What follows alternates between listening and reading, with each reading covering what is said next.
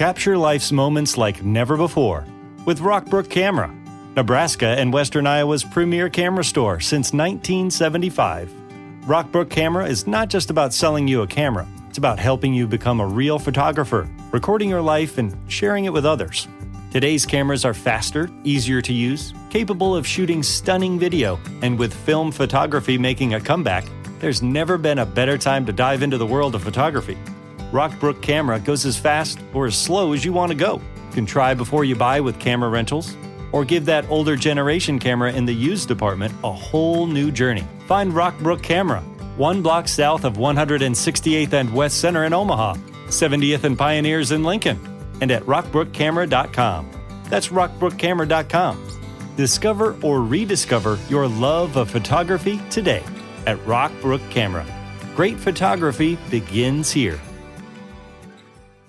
Discover unbeatable deals and convenience at your neighborhood family fare supermarkets. Score exclusive deals, earn rewards, join clubs, and clip digital coupons for extra savings all in one place. Our exclusive offers bring savings straight to your card. Explore a wide range of local products that support your community. With easy pickup and delivery options, saving time and grocery shopping has never been easier. Family Fare is all about making your grocery experience easy and affordable and your one-stop shop for all your grocery needs. Family Fare in your neighborhood. Careful, fireless study of the famous Dr. Watts, who's relating his delightful Sherlock Holmes adventures. Good evening, Doctor. You look a bit irritated, if you'll pardon my saying. Good evening, Mr. Manning. Good evening. Yes, I am a bit annoyed, and with good reason. I don't know if I've told you that Holmes has been listening in to these reminiscences. Well, here's a letter I received from him after last week's story. Read it. All right. My dear Watson, I noticed that in your last broadcast you gave way to your regrettable habit of emotionalizing your story. Detection, my dear fellow, is or ought to be an exact science. To tinge it with romanticism is like introducing a love story into the fifth proposition of Euclid. As ever, Sherlock Holmes. Well, what do you think of that? But the emotion was there. You couldn't tamper with the truth. Holmes has always maintained that the truth is not in what you say, but in the impression you create in the other person's mind. Well, Holmes always complained that I overstress the human element in recording his cases. How well I remember the attitude with which he received the publishing of my first book about his adventures. It was a cold morning in early spring. We were sitting on either side of a cheery fire in our rooms in Baker Street. A thick fog rolled down between the dun-colored houses. Our gas was lit. It shone on the white cloth and glimmered on the coffee cups and on the silver. The breakfast table had not yet been cleared away. Holmes had been silent all the morning, smoking his long cherrywood pipe, which usually displaced his favorite play when he was in a disputatious mood. Altogether, he was not in the best of tempers.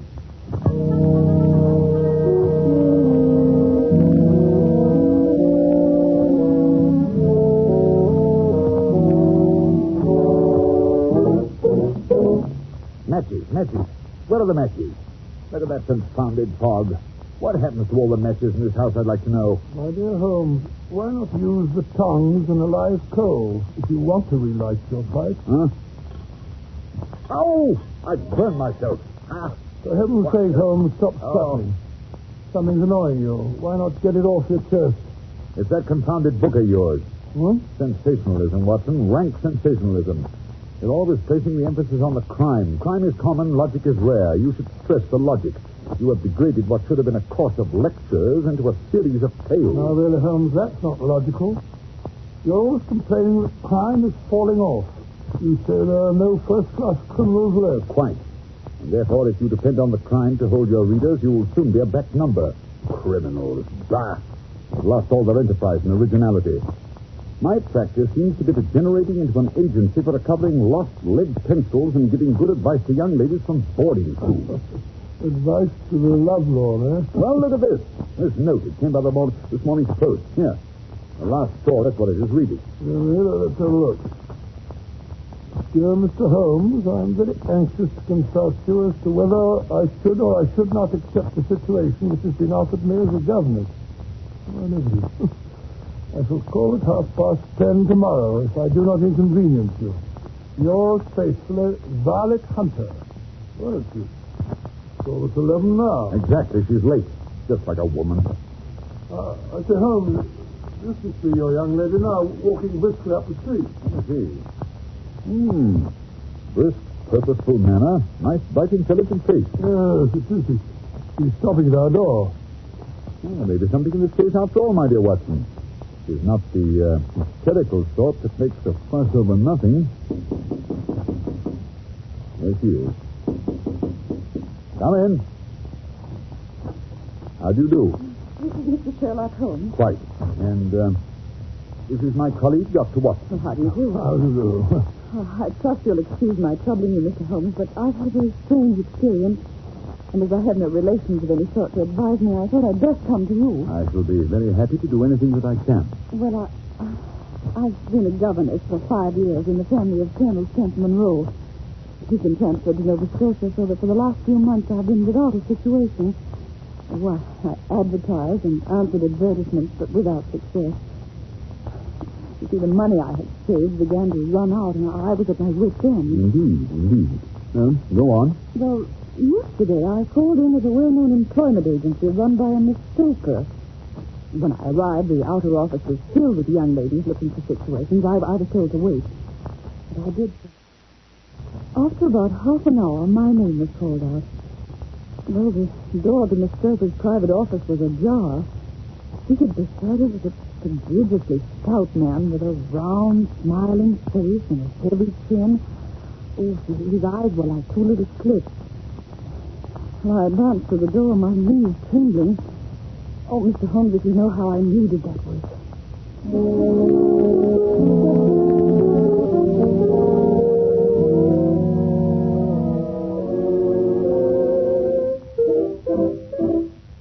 Come in, my dear. Come in.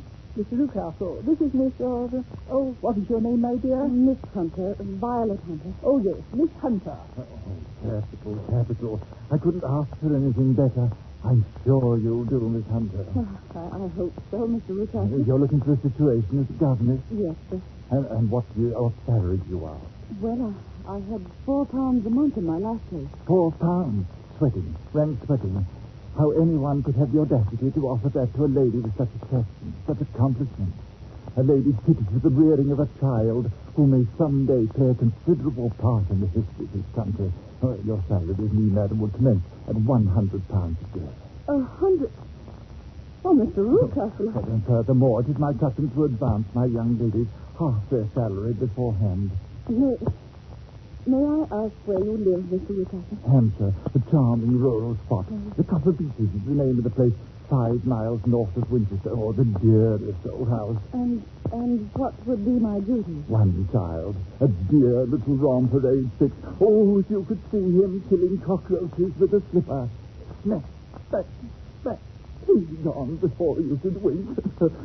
My sole duty, then, is to take care of this child. Well, I'm sure your good sense would suggest that you obey any little commands which my wife might give, provided, of course, that they were such as a lady might obey with propriety. You see no difficulty, eh? Oh, I should be happy to make myself useful. Oh, by the way, in dress, for example, we're faddy people. Faddy but kind-hearted. Now, if you were asked to wear a particular dress that we might give you wouldn't object to our little whim. Oh, no. Or to sit here or there. That wouldn't be offensive to you. Why, no. Or to cut your hair short before you come to it. My hair? Oh, yes, it's quite essential. It's a little fancy of my wife, you see. And ladies' fancies, my dear Miss Hunter, must be consulted. But my hair... Oh, no, I couldn't. No, what a pity. Well, in that case, Miss Stoker, I'd best inspect a few more of your young ladies. Good day, then, Miss Hunter. I am afraid you must consider yourself struck from our list. Oh, but... You can hardly expect us to exert ourselves to find another such opening for you. But, Miss Stoker... Good day, Miss Hunter. Oh, just a minute, Miss Stoker. Let's not be too hard on the young lady. After all, my request was a little sudden. Perhaps, Miss Hunter, you'd like 24 hours in which to consider the matter? And in view of the fact that you have particularly beautiful hair, I might be willing to raise the salary to £120 a year. To recompense you for our little less than 50.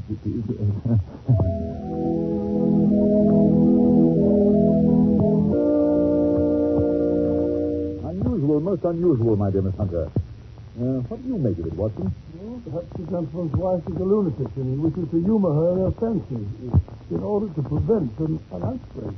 Possibly, Watson, possibly. Yes, I say like In any case, it doesn't seem a nice household for a young lady. But the money, Mr. Holmes, the money, and I need it so. Well, yes, the pay is good. Too good. Why should they give you £120 when they can have their pick for 40? There must be some strong reason. But I have no choice. Then you've made up your mind to accept? Yes, I must. I thought if I told you the circumstances, you would understand afterwards if I wanted your help. And Mr. Holmes, I should feel so much stronger if I knew you were behind me. Certainly you may carry that feeling away with you. And if at any time you should find yourself in danger... Danger? Well, what danger could there be? My dear Miss Hunter, it would cease to be a danger if we could define it. But remember, at any time, day or night, just telegraph me, and we'll come to your help. of course. Thank you, Mr. Holmes. Thank you.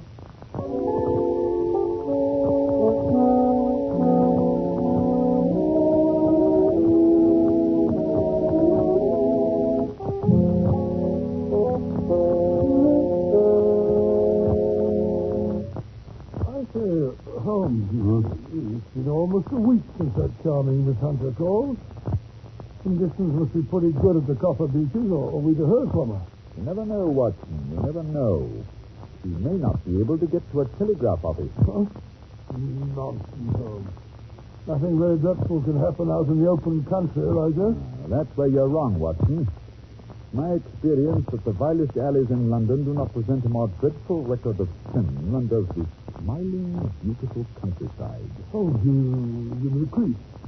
What do you mean? The pressure of public opinion is greatest in the towns. There is no lane so vile that the scream of a tortured child or the thud of a drunkard's blow does not beget sympathy and assistance from the neighbors. But the countryside, my dear Watson, filled with its lonely houses. Think of the hellish cruelty, the hidden wickedness. Life may go on year in, year out in such places, and no one the wiser.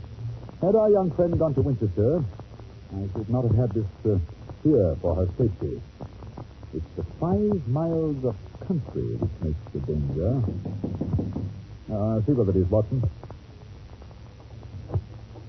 Oh, thank you. It's a telegram to you, Holmes. Oh, give it to me. It's from Miss Hunter. Oh, well, what's she say? Come at once. We'll meet you at the Black Swan Hotel, Winchester, at 3 this afternoon. And at my wit's end, don't fail me. What do you suppose has happened? Hurry, Watson. We've no time to lose. There's a train from Waterloo Station in half an hour. If we can only get to her in time.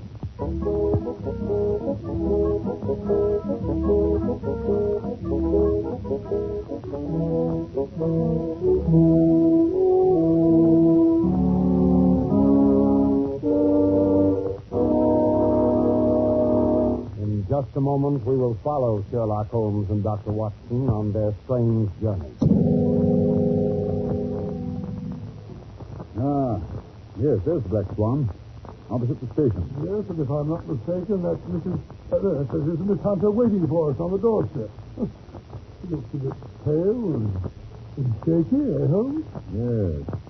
Poor girl is obviously frightened. Mr. Holmes, so kind of you to come. You too, Dr. Watson. Oh, no, Holmes, thank you.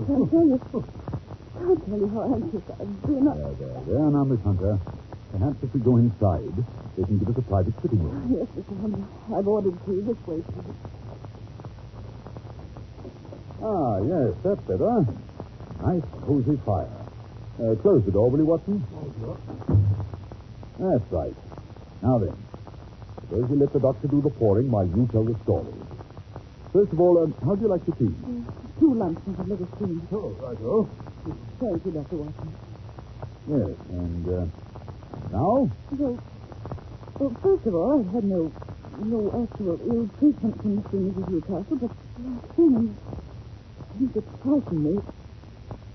However, I'd best begin at the beginning. Yes, that is generally a good place to start. Well, Mr. Holmes, Copper Beeches is a large, sinister-looking house, almost completely surrounded by woods. It impressed me from the moment of my arrival. I was met at the door by Mr. Newcastle and his wife. And is she... No, Mrs. She's not married. I see. She's a small, pale-faced woman, much younger than Mr. Newcastle. In fact, I gather that she's his second wife. You see, there was a daughter by the first marriage. A girl now over 20, but she's not living at the house. Mr. Rucastle said that she couldn't get along with her stepmother, so he sent her to America, to Philadelphia. And does Mrs. Rucastle strike you as a difficult woman to get along with? Oh, no, Mr. Holmes. She's shy and rather quiet. More than once I surprised her in tears. At first I thought it might be worry over the disposition of her child. Oh, what's the matter with his disposition? Well, he's badly spoiled. He has an ungovernable temper. He seems to take great delight in torturing birds and small animals. Pleasant little beast. And the rest of the household? Well, there's only one servant. Toller is his name. A rough, uncouth man with a perpetual smell of drink about him. Why they keep him, I don't know. Except perhaps because he's the only one who can manage Carlo. Carlo? Yes. Carlo's a huge, underfed mastiff that's kept chained in the stable during the day, but at night they let him out. It's a terrible beast. Even Mr. Rucastle is afraid of him. I'm sure he'd carry me practice at a brick. I wonder why Mr. Rucastle desires such ferocious protection. I'm sure I don't know unless there's something on the top floor of the west wing that he wants to protect. The west wing, eh? Yes, the door that leads into it is opposite my room, and it's kept securely locked. Yes, it looks nasty to me, Holmes. Please, Watson, please, don't interrupt. Well, the second day after my arrival, immediately after breakfast, Mr. Rucastle asked me to put on a dress which had been laid out for me on my bed. What was it like? Well, it wasn't a new dress, Mr. Holmes, but the material was excellent and of a particularly brilliant shade, and electric blue. Oh, electric blue, charming color. I put it on and went down to the living room. Mr. Rucastle had placed a chair for me by the front window. He asked me to sit there with my back to the window and to read to him from a French novel. Well, I read for an hour, and at the end of that time, he said I might go upstairs and change. Strange. And this experience has been repeated every morning since then. Well, as time passed, I became more and more curious. Why were they so careful to keep my face turned away from the window? Naturally, I was consumed with the desire to see what was going on behind my back. So today I devised a means. I noticed at breakfast that Mr. Rucastle had had quite a few drinks. A happy thought seized me. My hand mirror had been broken, so I concealed a piece of it in my handkerchief and later in my book, feeling sure that Mr. Rucastle was too drunk to notice. Holding the book up, I was able to see everything behind me. And what did you see? Well, at first there was nothing. At the second glance, however, I saw a young man in a gray suit leaning against a railing which bordered our field. He was looking earnestly in my direction. Mr. Rucastle must have noticed my surprise, for he burst out angrily.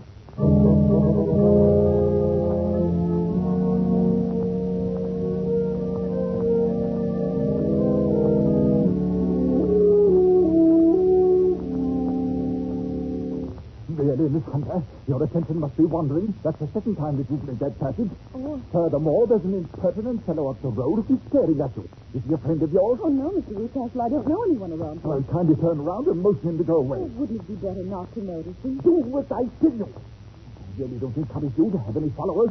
Very well, Mr. Rucastle. There. Impertinent fellow.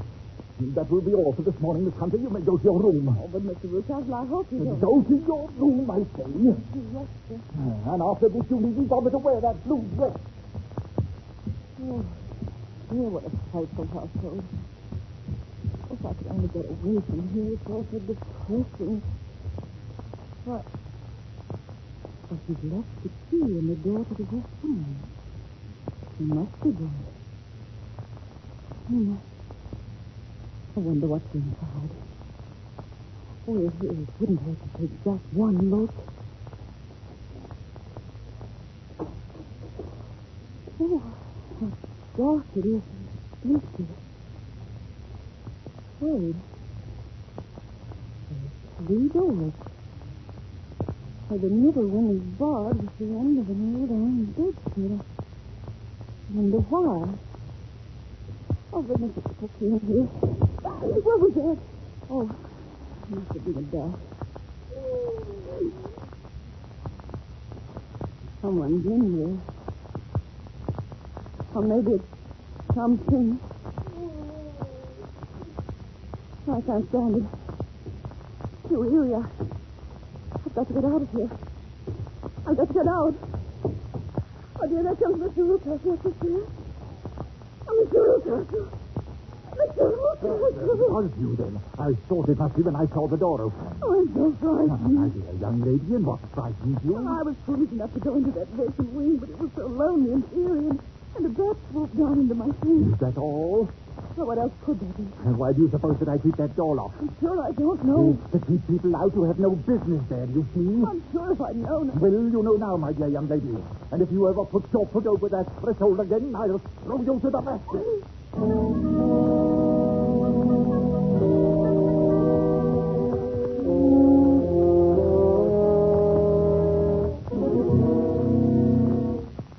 What a dreadful experience. Mr. Holmes, I feel sure there's someone locked in that room. Someone who's unhappy, perhaps tortured.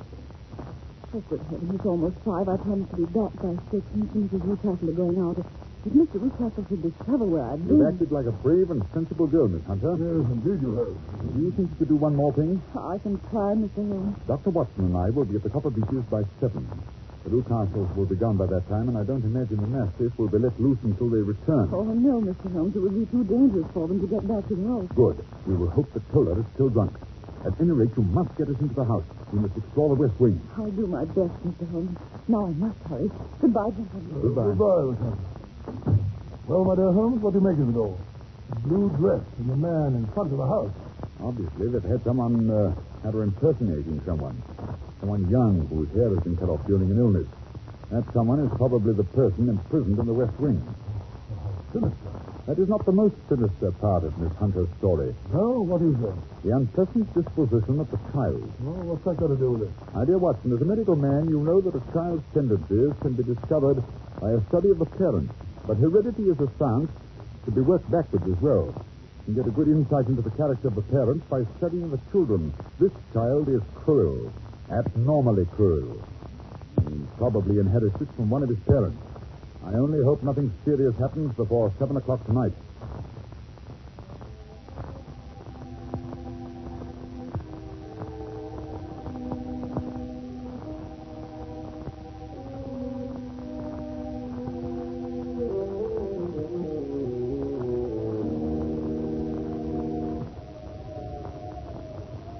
Gracious, what a night. The first thunderstorm of the season.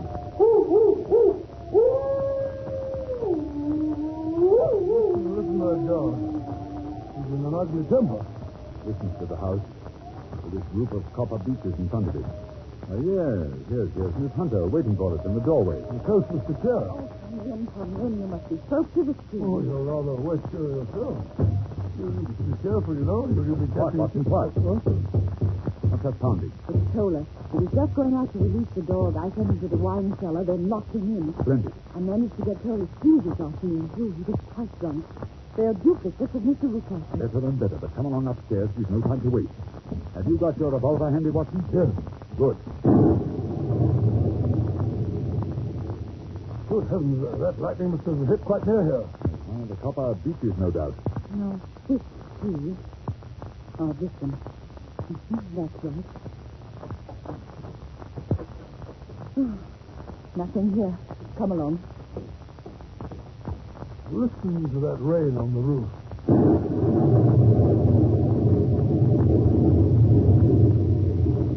The middle door, you said. Hello in there. No answer. I don't like that.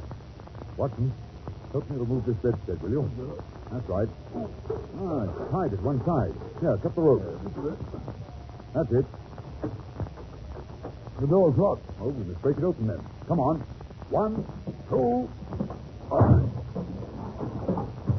Hello. There's no one here. Mazarin Rucastle has made away with the prisoner. You may be right. He's probably been carried off. Yes, but how? Through the skylight. It's still open. Shut that table over here. What are you going to do? Stand on it, of course. Yes. 2 pairs of footprints, and there's a ladder resting against the eaves. Oh, that's how he did it. But that's not possible. The ladder wasn't there when the Rucastles went away. Then he must have come back. He's a dangerous and clever man. Listen. Yes. I think I hear his steps on the stairs. Oh, Mr. Holmes, you kill us all.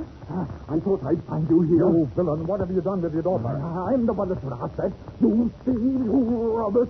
I've caught you. You're in my power. I'll take you. Carlo! Oh, Carlo! He's going to get the dog. We'll be found a trail. Quick, Watson. We must close the front door. Let me up! Let me up, Mr. Rucastle, and loose the dog. He's killed Mr. Rucastle. Oh, quick. It'll be too late. Hold on. Get her the keys, miss. I'll let him out. All right. Oh, it's Carlo. He's got Mr. Rucastle by the throat. Quick, Watson, give me a revolver. Careful you don't hit the man by mistake. Shut up and stand back, Watson. Oh, Mr. Holmes, thank heaven. You killed Carlo. I thought it was too late. It's so horrible. I think I feel... Watson and Tola, bring Rucastle into the house, will you? Oh, it is so strange. Weak. Now, Miss Hunter, please, it's all over. Just you go upstairs and pack your bag. Dr. Watson and I are going to take you back to town with us on the 9 o'clock train.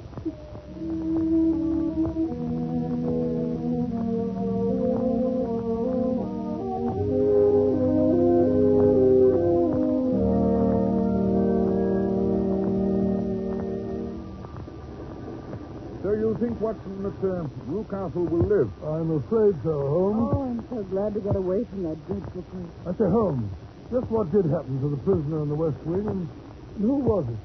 It's all so disgustingly simple, my dear Watson.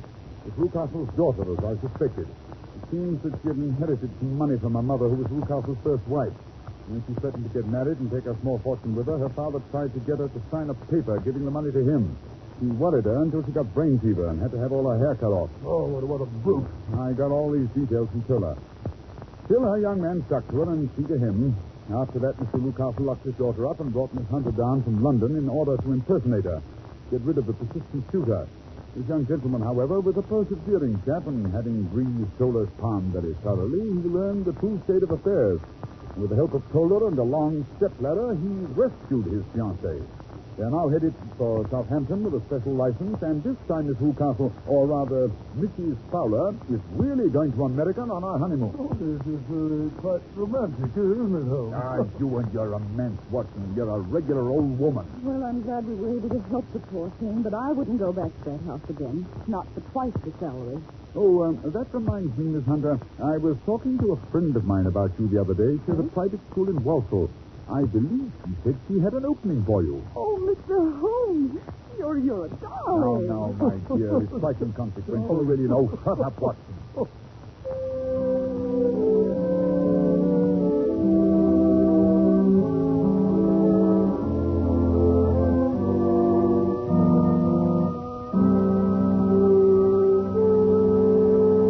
Well, Dr. Watson, you certainly had some exciting times when you were living with Sherlock Holmes. I certainly did, Mr. Manning. Those were the days. Never a dull moment. Yes, when I think of the thrilling experiences that Holmes brought into my life, I can always... With the Lucky Land Slots, you can get lucky just about anywhere. This is your captain speaking. We've got clear runway and the weather's fine, but we're just going to circle up here a while and get lucky. No, nothing like that. It's just these cash prizes add up quick. So I suggest you sit back, keep your tray table upright, and start getting lucky. Play for free at LuckyLandSlots.com. Are you feeling lucky? No purchase necessary. Void where prohibited by law. 18+ terms and conditions apply. See website for details. Judy was boring. Hello. Then Judy discovered ChumbaCasino.com. It's my little escape. Now Judy's the life of the party. Oh, baby, mama's bringing home the bacon. Whoa, take it easy, Judy. The Chumba life is for everybody. So go to ChumbaCasino.com and play over 100 casino-style games. Join today and play for free for your chance to redeem some serious prizes. ChumbaCasino.com. No purchase necessary. Void where prohibited by law. 18+ terms and conditions apply. See website for details.